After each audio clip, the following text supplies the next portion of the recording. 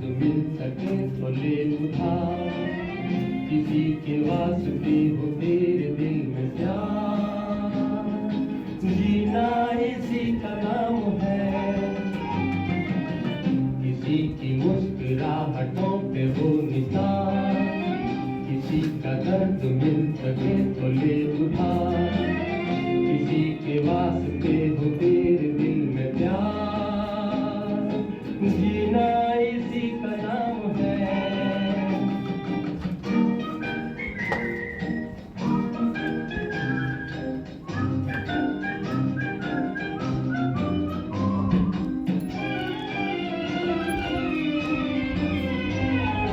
माना अपनी जेब से फकीर है, फिर भी यारों दिल के हम अमीर हैं। माना अपनी जेब से फकीर है, फिर भी यारों दिल के हम अमीर।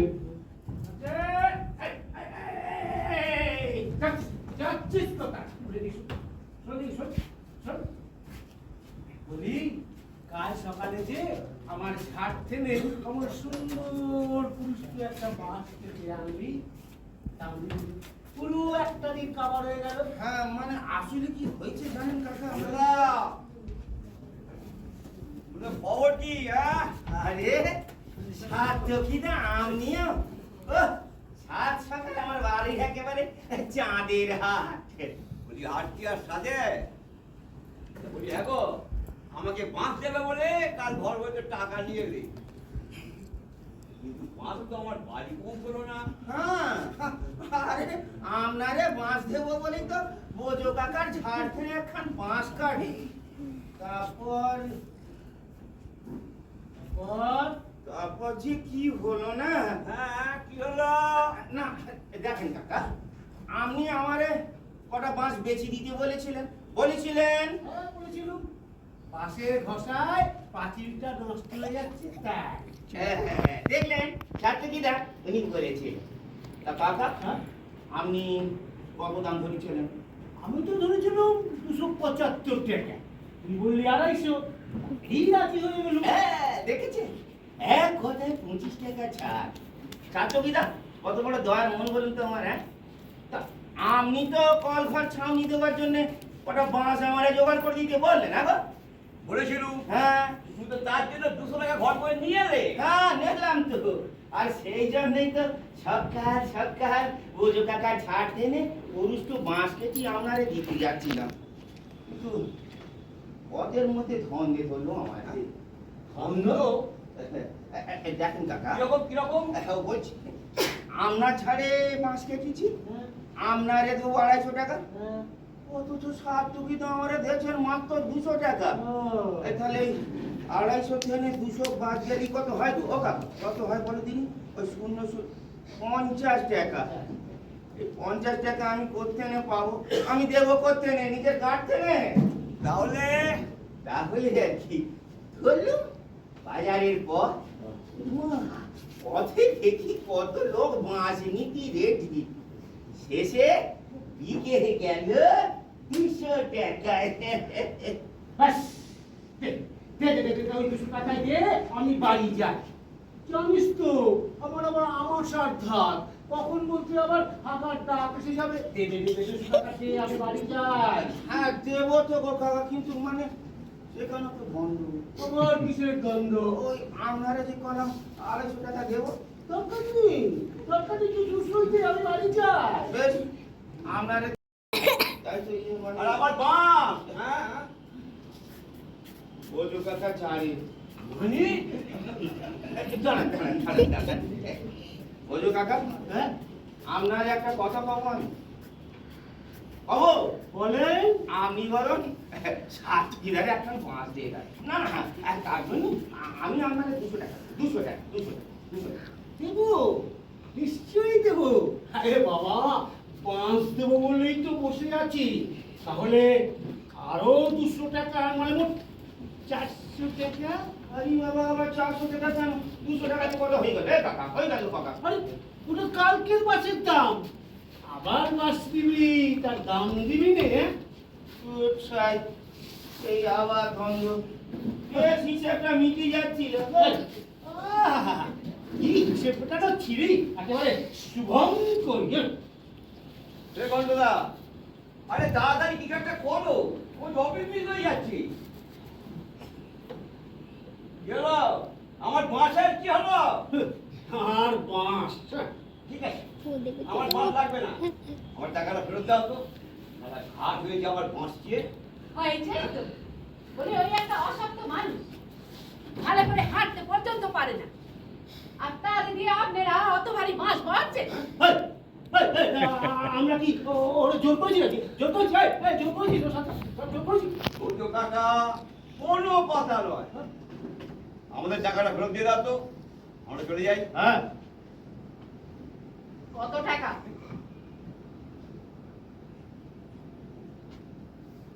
কত টাকা? হ্যাঁ, ওই তো বোঝো কাকা 200 টাকা আর সার্টিফিকেট 200 টাকা।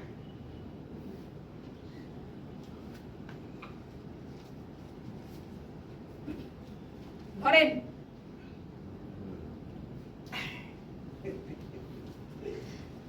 ভালো রে নন্দ, মাছ নেবো যেচে, তাতেও কি হ্যাপা, ঠিক না? চল সব ধরেন ধরেন।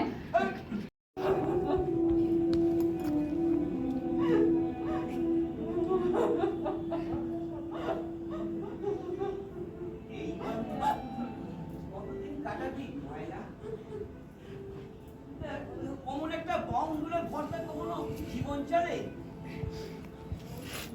এক ময়না, তুই তো আমাকে ছেলেবেলা থেকে দেখছিস, আমি লোকটা খারাপ বল? আমার বাচ্চা না না, তোর কোনো অসুবিধা হবে না। তুই তো আমার ছেলেবেলার খেলার সাথী, হ্যাঁ, একটা মন কেমন করার তো থাকে, বল না?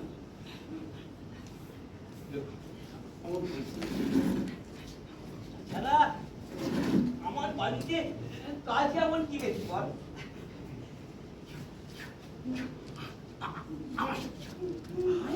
আয় না, শাশুড়ি দাদা,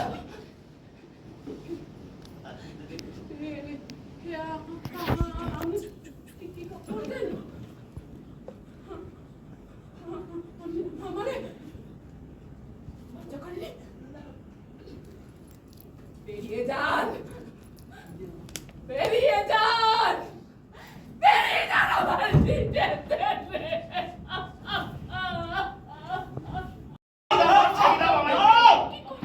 দাঁড়াও।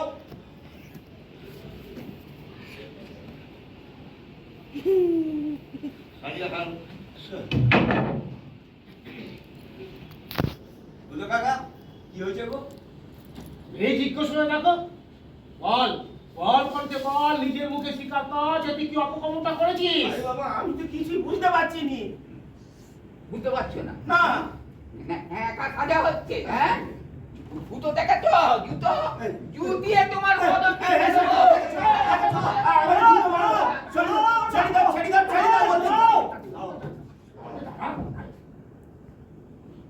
এই বোধাই, আমি চুপ করে দাঁড়ান তো, আমাকে ব্যাপারটা বুঝতে দিন।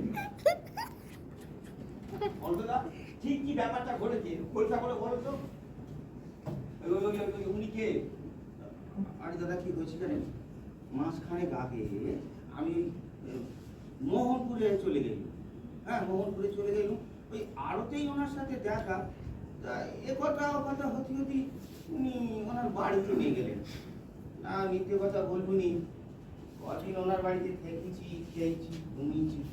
তা একদিন উনি আমারে বললেন, তো বাবা তোমার তো বহু জায়গায় ঘোরা রয়েছে, তা তুমি যদি ওই মঙ্গলা হাট, শান্তিপুরের হাট, এইসব জায়গা থেকে আমার কাপড় বস্ত্র করিয়ে আনো, আমার বড় সুবিধে হয়। বয়স হয়েছে তো, কমিশনের লোভে আমার রাজি হয়ে গেল। কাপড় কিনতে উনি আমার 7,000 টাকা দিয়েছেন। না না, আরে বাবা, সে কথাটা আমি শিকার যাচ্ছি না, কি আমি শিকার যাচ্ছি তো। বাজে কথা, বাজে কথা, সব বাজে কথা। তাহলে আসল কথাটা কি বলেন সকলের সামনে? দেখুন মশাই, আমি তিন পুরুষের কাপড়ের কারবার, হ্যাঁ? আমার সঙ্গে ওর দুদিনের পরিচয়। আমি খামোকা ওরে এতগুলো টাকা দিতে যাব কেন? হ্যাঁ হ্যাঁ আবার কি কাপড় সাপ্লাই দেবার লোকের অভাব? ঠিকই ঠিকই। তাহলে অতগুলো টাকা আপনি কেন ওরে দিলেন? মুখ দেখে? খুব তো ট্যাঙ্গস ট্যাঙ্গস কথা বলছো জানো? তোমার এই গুণধর থামে কি অপকর্মটা করেছে? জানেন কি করেছে? আরে কোথায় না বললে জানো কি করে? বলুন। তাহলে শুনুন, কিছুদিন আগে ওই মোহনপুর বাজারে আমার কাপড়ের দোকানের সামনে হারামজাদা দুদিন ধরে ঘোরাঘুরি করছে। দেখে আমার কেমন মনে হলো, আমি ওই কাছে থেকে জিজ্ঞেস করতে আমারে বললো আমার পিনকুলে কেউ নেই। চোখ মুখ দেখে মনে হলো কদিন খাওয়া দাওয়া ঘটেনি। শুকনো মুখের দিকে তাকিয়ে আমার কেমন মায়া পড়ে গেল। আমি ওরে আমার ঘরে নিয়ে গেলাম। হ্যাঁ, সেখানে কদিন আগলো খেলো দিলো দেখছিল। ও মা, কদিন যেতে না যেতেই হারামিটা আমার বোনের সাথে আজ নাই জুড়ে দিল। আরে মশাই একদিন তো একেবারে হাতে নাতে কাট। না না মিথ্যে কথা। এই সত্য কি না? মিথ্যে কথা। চুপ সব মিথ্যে কথা। আবার মুখে চক করছে। মিথ্যে কথা। আবার মুখে চক করছে। না আমি তা আমি ওরে বললাম, দেখো ভাই, ওরে যখন তোমার মনে ধরেছে আর অপকর্মটা যখন করেই ফেলেছ, তখন তো আর কিছু করার নেই।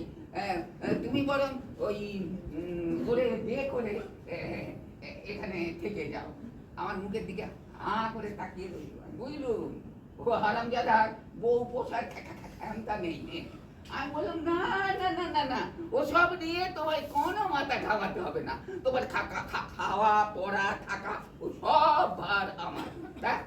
হারামিটা এক কথায় রাজি হয়ে গেল। আমারে বললো আমারে যদি 1000 টাকা দেন তো আমার খুব উপকার হয়। ওই কি সব ওর টেনা আছে, ওইসব মিটিয়ে 2-1 দিনের মধ্যেই চলে আসবে। ও মা, টাকা নিয়ে এই যে ধাউল একবারে নো পাত্তা। আল্লাহ মশাই, এ আপনি কি বলছেন? আমি তো কিছুই বুঝতে পারছি না। না না কণ্ঠে, তুই তো এরকম ছিলিস না। এ তো কি অধঃপতন হলো বলনি? কি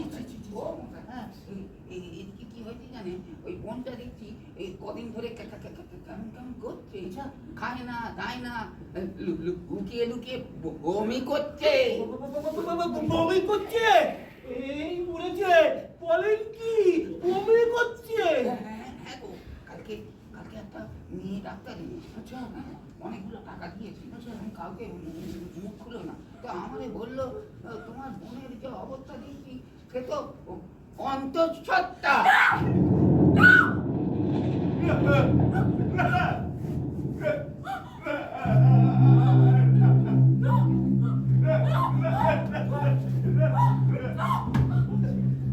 মিথ্যে কথা, মিথ্যে কথা, সব মিথ্যে কথা। তুমি ধর্মপুত্র বুঝেছি। ঘরে তোমার বউ রয়েছে, অথচ তুমি বলনি যে তোমার দিনগুলো কেউ নেই। হ্যাঁ হ্যাঁ বলছিলাম তো, আমার বউয়ের সাথে ঝগড়া হয়েছিল, তাই তো বলেছিল। বুঝুন কথায় বলে দুষ্টের ছলের অভাব হয় না। এবার এই ভদ্রলোক লোক সমাজে কি করে মুখ ঢাকায় বলবি করবে? ভগবান, কি করে বোঝাই? মিথ্যে বলছে, সব মিথ্যে বলছে। আরে বোঝাই, আপনি কি চান বলেন তো? কি চান? কেন আমার সংসারে শান্তি নষ্ট করবি?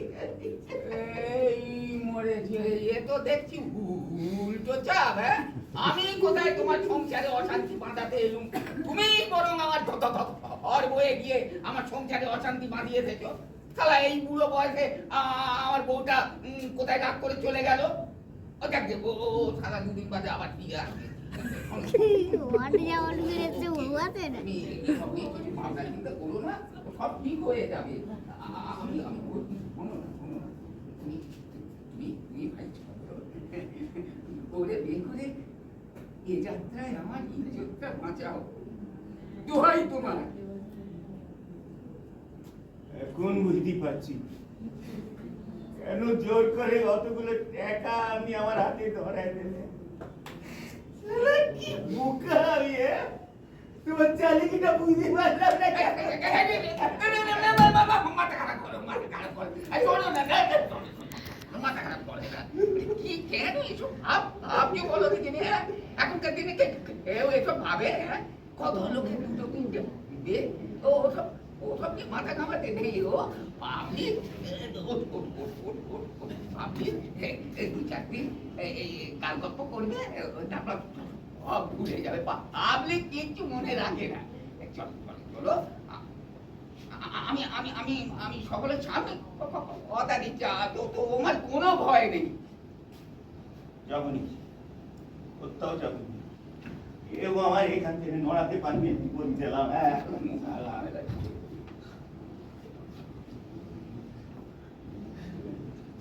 ও মশাই,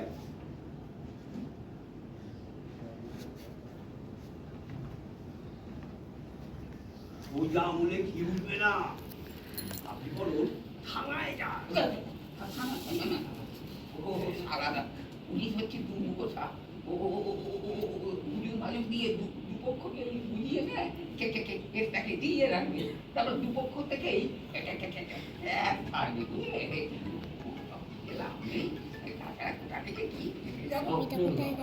যদি বুঝিয়ে সুঝিয়ে ব্যাপারটা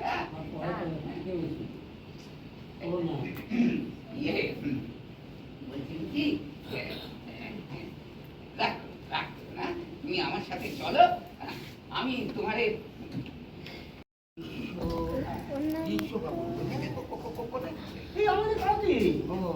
তাহলে তো কোনো উপায় নেই। আমাকে বিশ্ববাবুর বাড়িতে একটু দেখিয়ে দিন না। পেটটা আবার কুরকুর করে উঠলো গো। সাতকি, তুমি বড় হাসবাবুকে বিশ্ববাবুর বাড়িতে একবার দেখিয়ে দাও। আমি গেলাম, পড়ে গেল গো।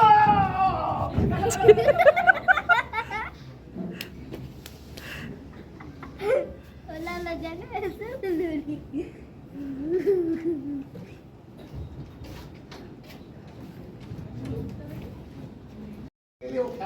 ফিরে আসবে। শোনো, তুমি একটা কাজ করো তো, এই হায়দ্রাবাদ বাবুর টাকাটা ঘর থেকে এনে দাও। যাও যাও, দেরি করো না, যাও এনে দাও। আমারটা কিরকম হলো? আমি অত দূর থেকে কি এখানে টাকা ফেরত নেবার জন্য এসেছি? আমার পরিবারের মান ইজ্জতের কোনো দাম নেই। আরে মশাই, আমার পরিবারের মান ইজ্জতের কথা ভাবো। এর মধ্যে এদের জড়াবেন না। ওই তো এখান দিয়ে যা, এদিকে এদিকে এদিকে, আমি নিয়ে যাবো। বস বস, আমি নিয়ে যাবো। বস কখন কোথায় আছে গো? আমি নিয়ে যাবো বললাম তো। চলো না গো, পেয়েছি। চলো না। এটা কিরকম হলো? হ্যাঁ, আমি কি এখানে টাকা নিতে এসেছি? তাই বিশ্ববাবু, আপনি বিচারটা কিন্তু ঠিক করলেন না। হ্যাঁ, আমি জানতাম আপনি ঠিক এমনটাই করবেন। তা এরকম মনে হওয়ার কারণ? কারণ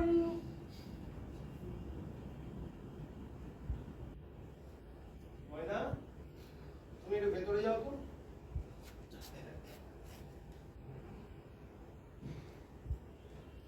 হ্যাঁ, কি যেন বলছিলেন সাত্যকী বাবু? কারণ ময়নার প্রতি আপনার দুর্বলতা। ঠিক ধরেছেন, তবে শুধু ময়নার প্রতি নয়, ময়না আর নীলকণ্ঠ দুজনেরই প্রতি।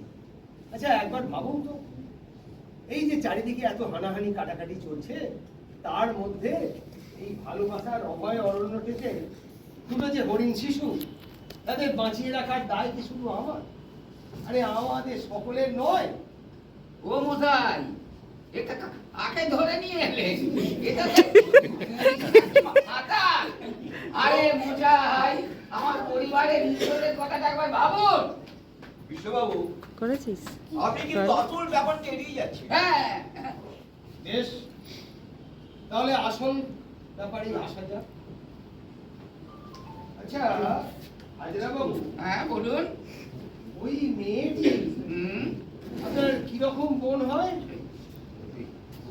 বোন মানে ওই মাসতুতো বোন, ও সেখানে চুপ করে। হ্যাঁ, হ্যাঁ। বেশ, তাহলে নিজের মাসির মেয়ে তো?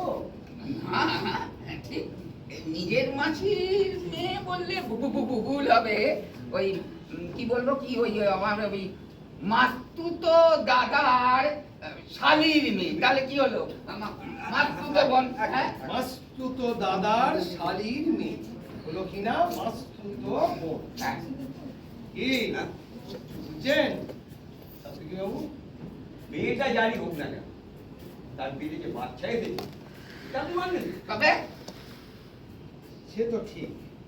দেখুন, মেয়েরা হলো মায়ের জাত, গর্ভে সন্তান তো আসতেই পারে, কিন্তু তার বাবা কে সেটা তো আগে জানা দরকার। আজকাল ডিএনএ বলে একটা পরীক্ষা হয়, এটা জানেন তো হাজরা বাবু? সেই পরীক্ষায় জানা যায় যে কে কার বাবা। তাহলে সেই পরীক্ষারই একটা ব্যবস্থা করি, কি বলেন সাত্যকী বাবু? আরে মশাই, সেটা হলো সময়ের ব্যাপার। ততদিন তুমি হাত মুখে বসে থাকবে? তবে আরে দাদা, ওনাকে তো পাড়ায় বাস করতে হবে নাকি? বলেন দেখিনি। বেশ, তাহলে এখনই একটা পরীক্ষা হয়ে যাক। বেশ, ময়না, ময়না, আচ্ছা নীলকণ্ঠ কবে ঘর ছেড়েছিল? গত মাসে। গত মাসে। কত তারিখে? মনে নেই তো? হ্যাঁ, আমার কিন্তু মনে আছে। আরে তোমার বৌদি দৌলতে তুমি মাসের মধ্যে কদিন কাজে গেলে না, ও ক্যালেন্ডারে ঠিক দাগ দিয়ে রাখো। যাই হোক, নীলকণ্ঠ ঘর ছেড়েছিল গত মাসের 23 তারিখ আর ফিরেছিল 30 তারিখ। তাহলে আপনার বাড়িতে কবে গেল নীলকণ্ঠ? 25 তারিখ না 26 তারিখ? আজকে তো মাসের 18 তারিখ। তাহলে এরই মধ্যে আপনার বোন